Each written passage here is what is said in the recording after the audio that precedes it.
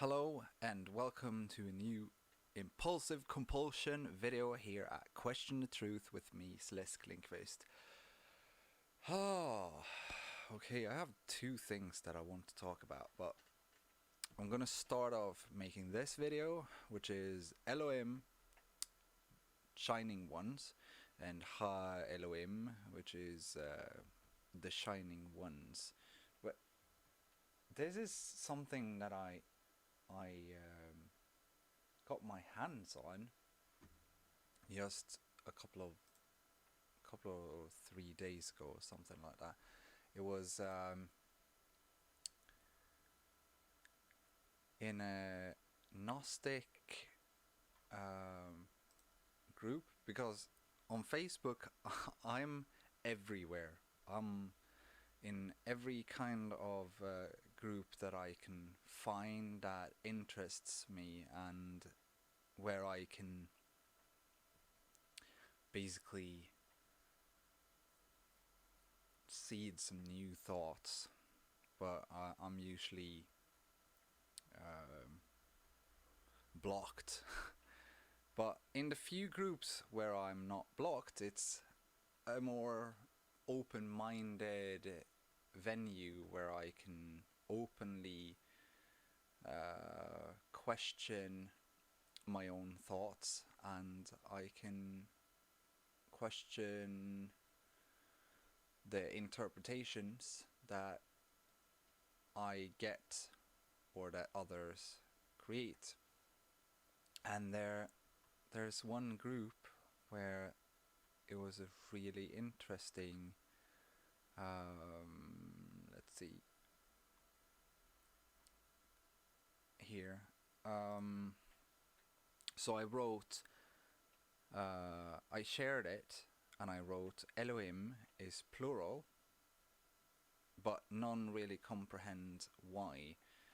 Instead, most people go back to speaking of the Trinity or unity of oneself, and the Trinity is the division of one, and unity is the coupling of Trinity, which becomes one. It's more or less like the law of one, which is, well, 1 plus 1 is 1, and 1 plus 1 is phi, and phi is 1 and 0 at the same time, meaning right and wrong, or growth.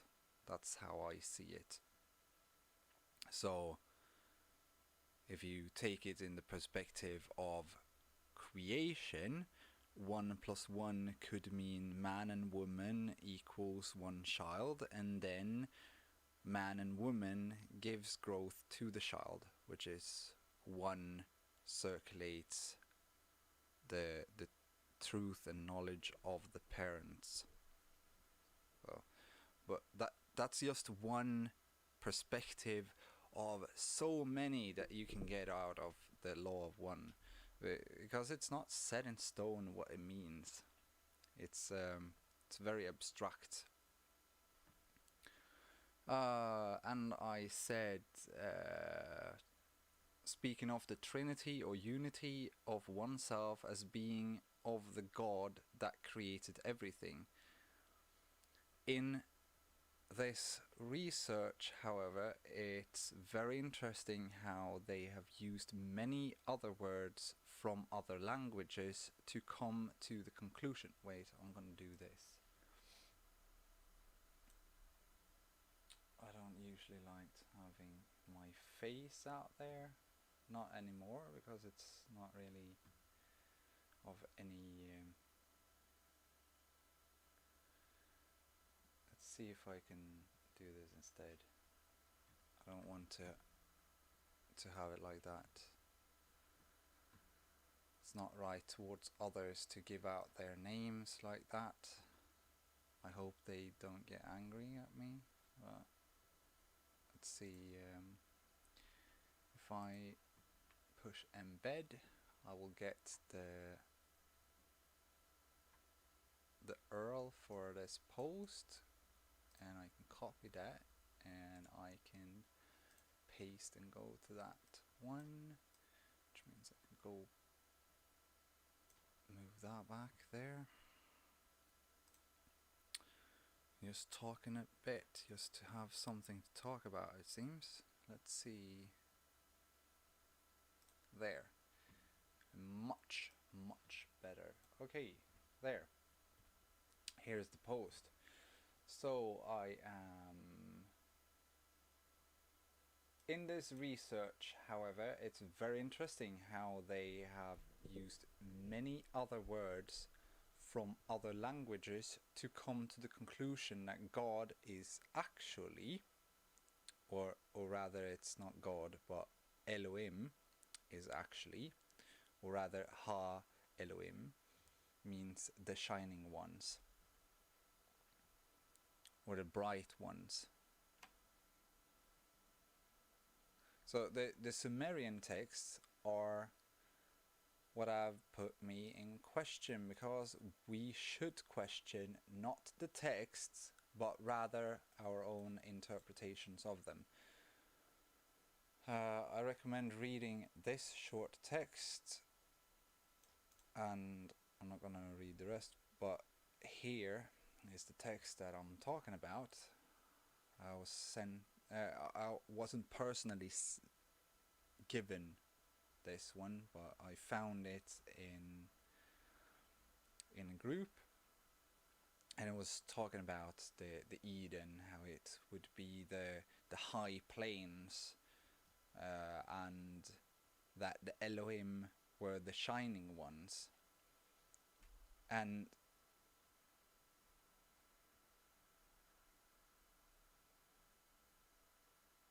when you take into consideration that the snake is more or less the primal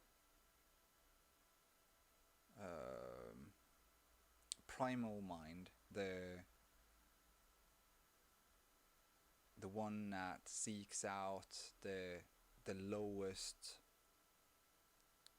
of our needs, which is sex and could also mean aggressive behavior and impulsive behavior and so on. But if you start to listen to that voice, it might tell you nice little lies about yourself that you project upon others. And then you're not a shining one anymore. You kind of die little by little by blaming others. I'm not going to go into that, but... So, what happened in Eden? Alternate translation tells a very different story. I'm just going to have... All modern concepts of the Garden of Eden stem from few verses in the biblical book of Genesis, none of which is entirely free from ambiguity. Ambiguity was...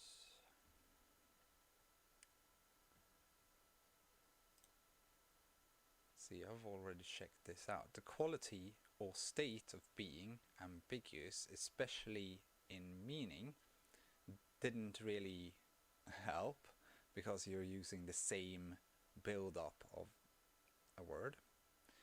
A word or expression that can be understood in two or more possible ways. An ambiguous word or expression, so let's go into ambiguous, doubtful or uncertain, especially from obscurity or indistinctness. Okay. Sorry. Yeah.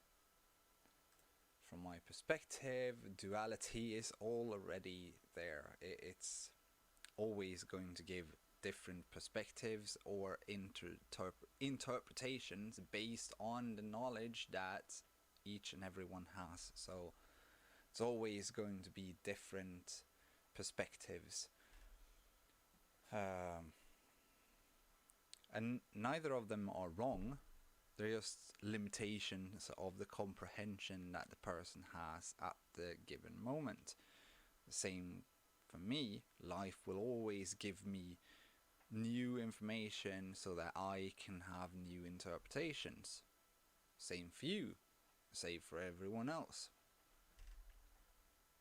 Because we're all equal in the eyes of life. We're not treated differently. We just treat ourselves and others differently. Let's see. The ancient Hebraic documents from which the early part of the book was compiled contained simple and basic writings with very few vowels, and none of the modifying inflections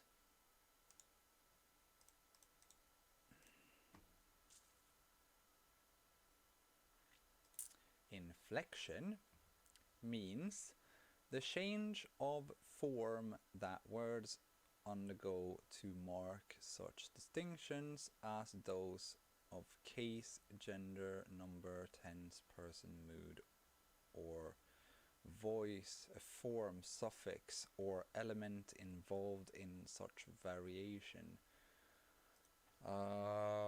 Would that mean very few vowels and none of the modifying inflections?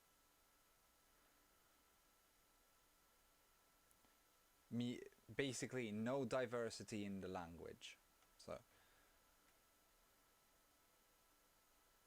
our languages nowadays are very rich, so we have large or broad I forgot the word I used. Oh, sorry. Later gave flexibility to the language. The absence of vowels lead to the ambiguity, which is why even today, after millennia of scholarship, no one knows, no one is fun. So I have, I'm not gonna, so no one, I basically see no one as nothing, what, void. So, knows how the name of God was pronounced. As a result, our churches vary in their interpretations of Yahweh. Yod He Vov He, between the words of Yahweh and those of Jehovah, and these are only two of the possibilities. I don't know, I don't understand why it's so difficult for Jehovah or Yahweh. Okay, so Yahweh, yeah, okay, I don't care. I don't have an intent of malice when I pronounce another person's name. I've spoken about this in I think I wrote about it yesterday.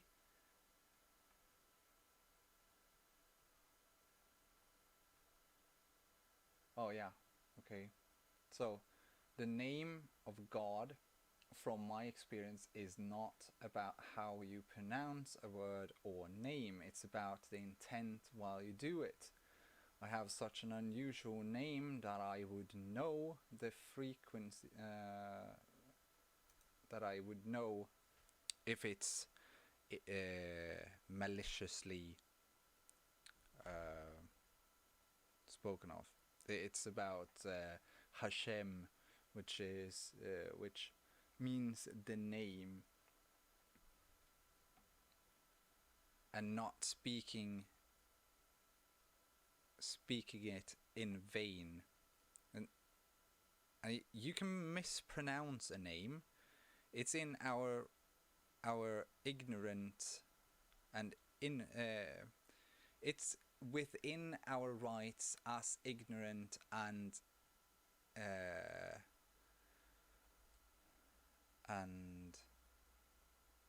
what's it called, innocent beings to mispronounce a name. It's when we know the name and we have a malicious intent, that's to speak the Lord's name in vain, basically.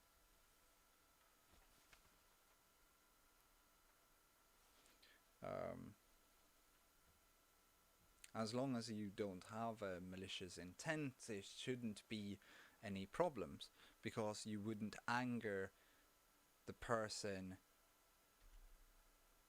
that you're speaking with, which is part of life. Life is within everything, so life has each and every one's names, and every time you make fun of a name, you're speaking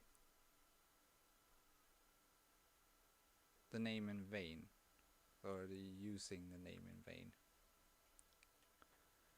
But in the same way that you can call someone an idiot and that person reacts to it or not, it's the same way with this. You need to have the intent of seeing the negative or acting upon the negative for it to be negative.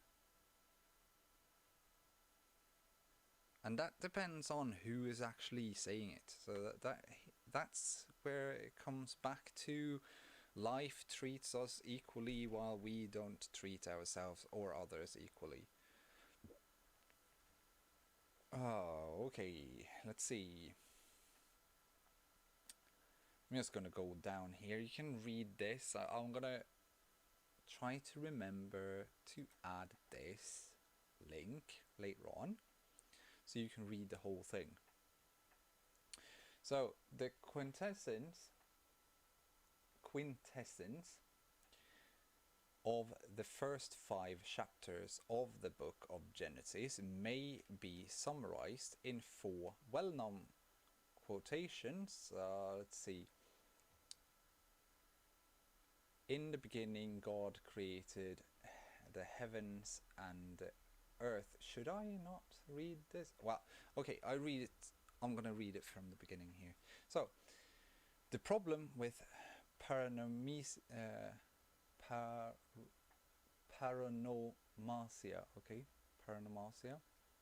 another source of ambiguity lies in the fact that the Middle Eastern languages lent heavily on paranomasia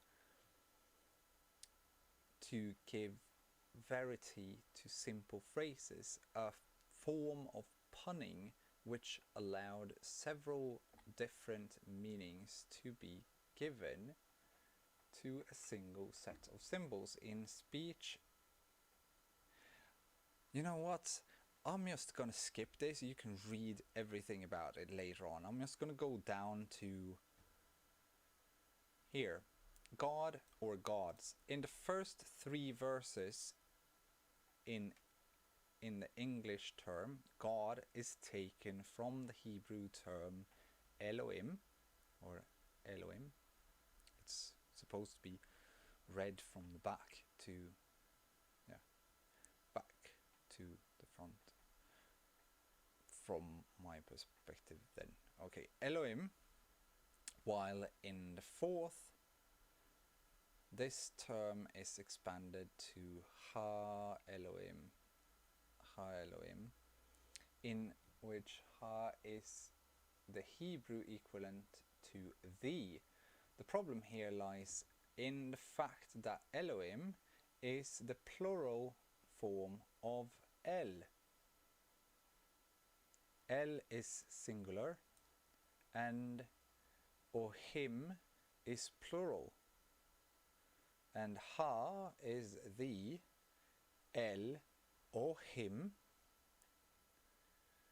And if El originally meant God, then Elohim should mean gods, and Ha Elohim should mean the gods. And I've reacted to this.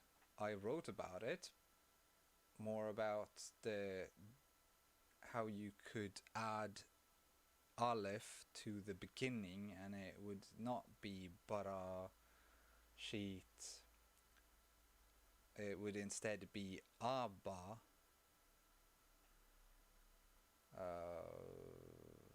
which is the father of the heavens and earth. And just to add Aleph there would make more sense, but when you think of it from a Trinity perspective, it's talking about a whole other thing. And that's, what's his name now? Oh, okay, let's see. Come on. So I shared his video in the Torah codes Ya El Hom Yahweh. It's a group. And you have a person on YouTube. His name is Jon Caustic. And he is speaking of the Trinity. And how he speaks of it creates sense to why the text did not start with Aleph, even though it logically should be that it always starts with Aleph, and the whole book should start with Aleph, but well, that would be self-centered in a way. So, but yeah, I'm gonna link Jon Caustic's the Trinity Complex Unity Part 1 and Part 2, so you can listen to those. They are really interesting. He is really good at how should I put it?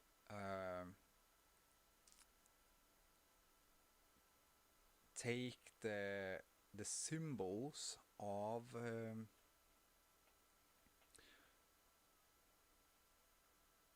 the Torah and the Hebrew language, and also the symbolism of the Torah, and give it a visual interpretation, kind of.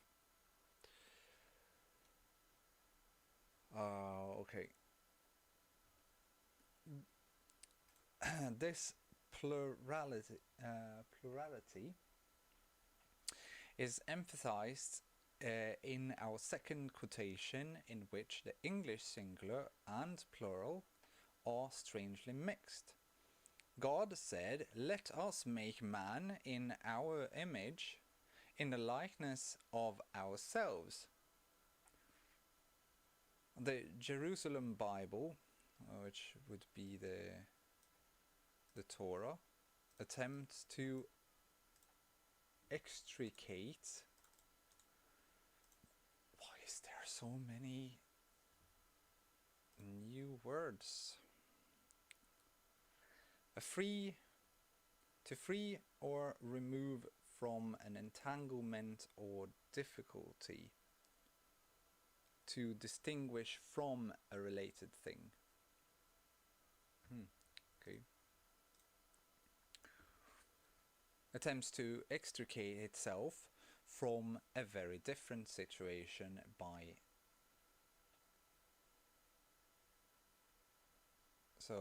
trying to relieve itself from a very difficult situation by appending a footnote.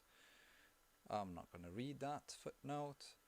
I'm more interested in this, the shining ones. So,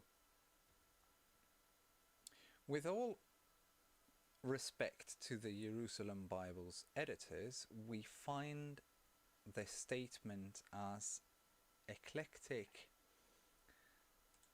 Why do I have to search for words all the time? Eclectic. Composed of elements drawn from various sources, selecting what appears to be the best various doctrines, methods and styles. So using multiple perspectives then. Good.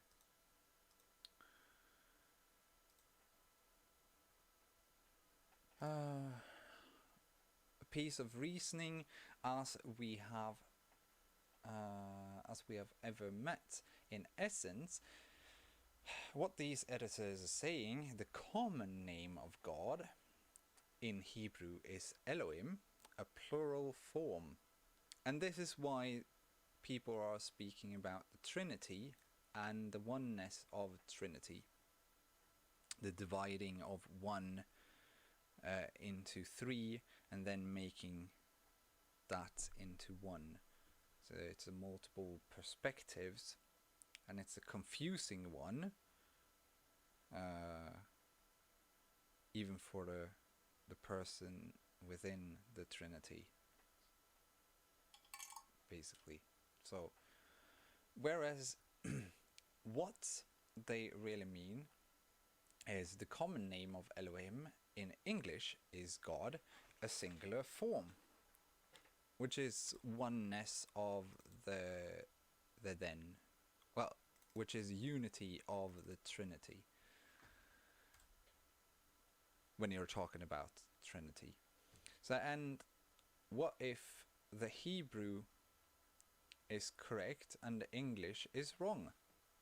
As we suspect may be the case. In a situation such as this, it would not be unreasonable to choose the Hebrew original as the more likely solution rather than the late translation. It is true that everywhere or elsewhere in this chapter of Genesis, the pronouns referring to the deity are singular, but this is not unusual in early Middle Eastern languages where the plural is frequently implied. But nearly always, and this is because the language was not as diverse as it is today. So, and there are over 30 cases the noun is in plural, Elohim. The odd exceptions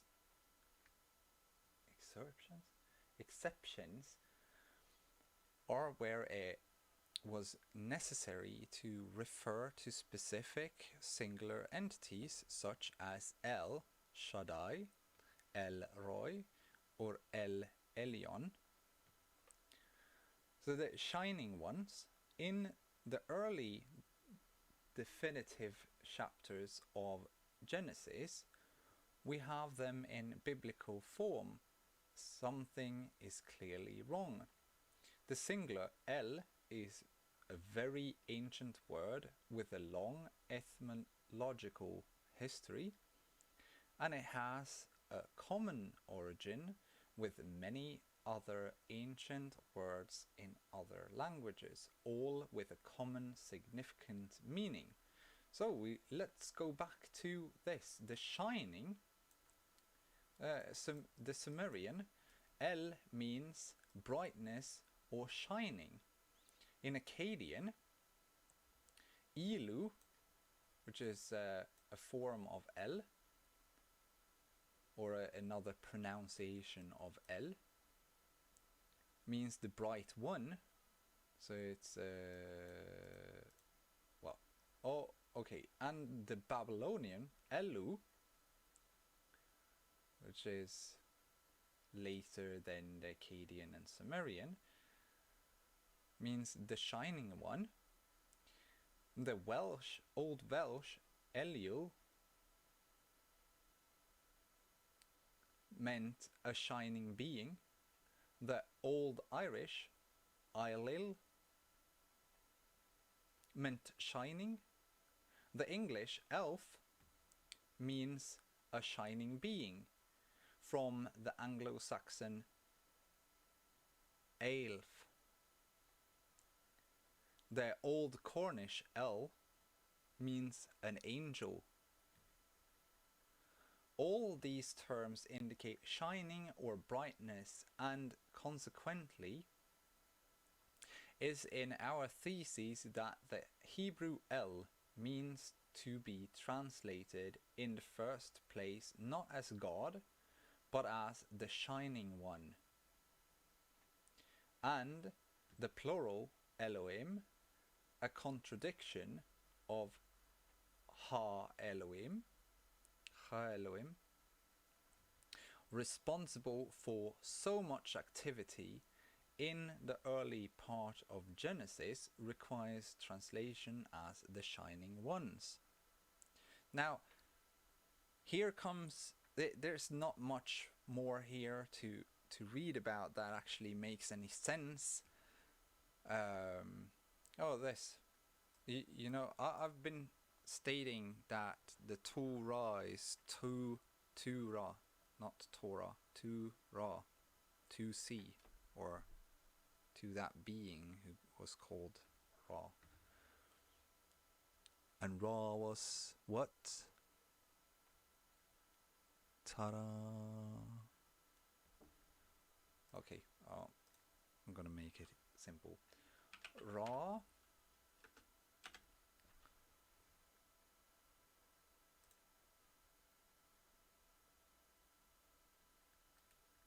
let's not use that. Yeah, let's use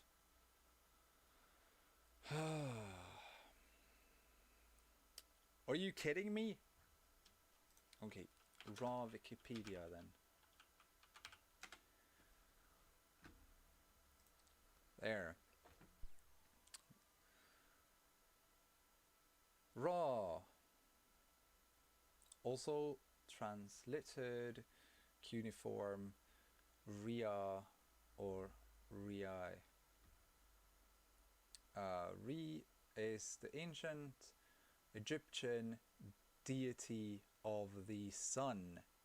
So he would be the Shining One, or a Shining One.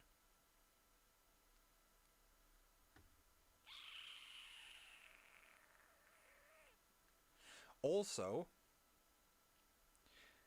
Ra means sea, and two. It's stated here somewhere that it was Bara was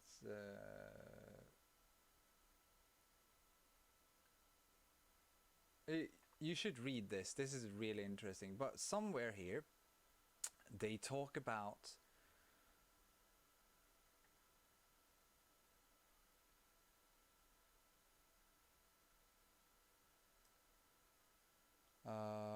let's see. It can indicate pleasure in verbs or perception or seeing, and Ra is the root of the Hebrew word to see. So bright doesn't necessarily mean that these people are shining of light, but it could actually be that. It could also be that they had broader knowledge, or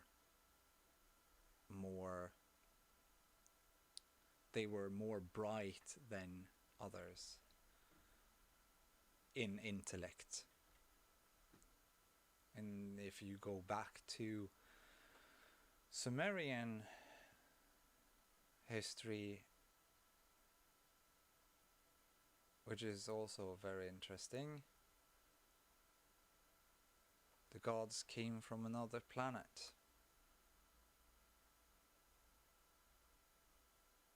And they were like angels. in their likeness, basically. So they could be the shining ones that they are talking about. But yeah, right now, actually, no, I need to go to the toilet, but I'm going to. Oh, sorry, I did not. Oh, okay. This is the text I was talking about. Sorry, I've just been speaking about it. I didn't check this the software. So anyway, I'm going to link this. Also going to link this, so it can be, and I can link this so you can read about Ra if you want to. Sorry about that. I'm gonna end it right now and say thanks, because I need to run to the toilet, and then I'm gonna make the next video.